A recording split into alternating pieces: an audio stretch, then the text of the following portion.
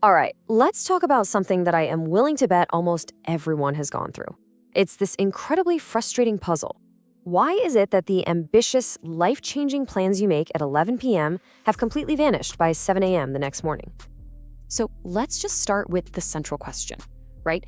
At night, you feel like a superhero, you're ready to take on the world, organize your whole life, but then the alarm goes off and you can barely convince yourself to get out of bed.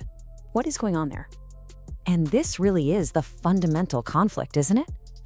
Night You is this visionary CEO just laying out these brilliant, ambitious plans. But Morning You? Well, Morning You is a master negotiator whose only goal is to bargain for just 5 more minutes. It honestly feels like two completely different people are sharing the same body. Okay, so let's dive in. To solve this mystery, we first have to understand the psychology of your nighttime brain. Because it turns out that powerful, surging motivation you feel when you're lying in bed, it isn't quite what it seems. So the first key concept here is something called temporal distance. Now that's a fancy term for a really simple idea. Future tasks always feel easier because we don't have to do them right now. That plan to wake up at 5 a.m., it feels totally heroic and simple at 11 p.m.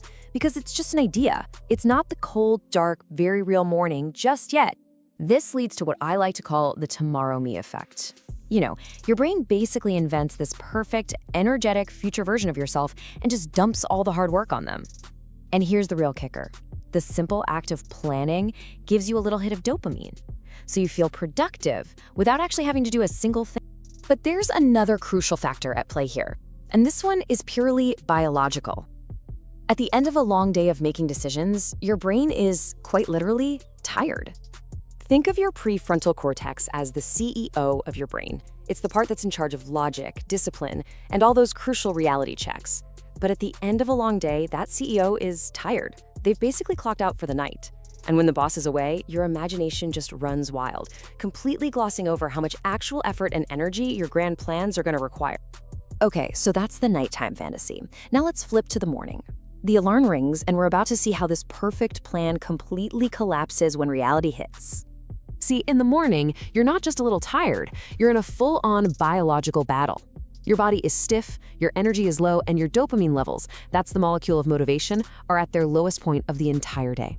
Your brain isn't thinking about long-term growth, it is screaming for comfort and the absolute path of least resistance. And so your brain asks one simple, brutal question. When it's that difficult task versus the instant reward of just scrolling your phone, yeah, the easy dopamine hit wins almost every single time. And here's the other huge difference. Nighttime planning happens in this consequence-free zone. It's a fantasy. But in the morning, deadlines are real. Expectations are real. And all of a sudden, the fear of not doing it perfectly, the fear of failure, becomes this incredibly powerful demotivator. This response actually has a name. It's called avoidance behavior. And I want you to really get this. Your brain isn't being lazy. It's actually trying to protect you from the potential stress of that big, scary task you planned. So it masterfully convinces you to just not do it. So what does this all mean? Well, the crucial point is that most of us think about motivation completely backward. And understanding this one single shift in perspective, well, it's the key to finally solving this entire problem.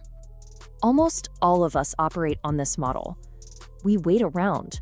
We sit there, just hoping to feel motivated, believing that this magical feeling is going to be the fuel we need to finally get up and take action. But the psychological truth is the exact opposite. Action is not the result of motivation, it's the cause of it. Action is the spark that creates the fire. You don't wait for motivation to strike. You act, and the motivation follows. And here it is. This is your game plan, your toolkit. Rule 1, plan less at night. Seriously, forget the whole life overhaul. Just pick one single tiny task. Rule 2, remove all morning decisions. Lay out your clothes, pack your bag, make it so you don't have to think, you just have to do.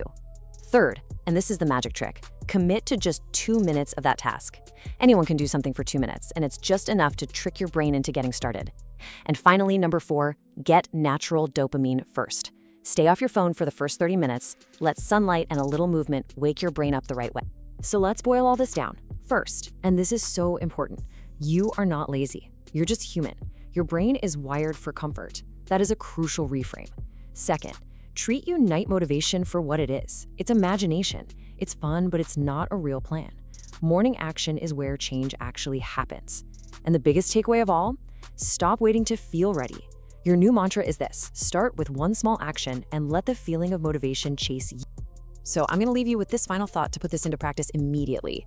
Don't think about fixing your entire life. Just decide right now what is the single, tiny, 2-minute action you'll take tomorrow morning to prove to yourself that action really does come